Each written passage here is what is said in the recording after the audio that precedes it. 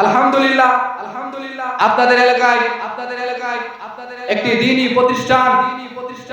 আল হামিম international হেফজুল কোরআন মাদ্রাসা, এই মাদ্রাসায়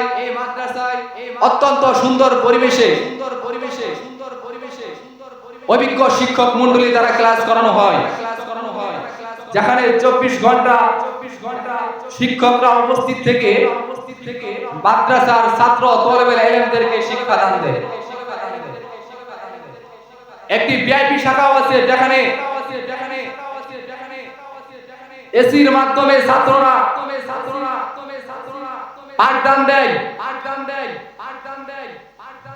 যেখানে ছাত্ররা গেলে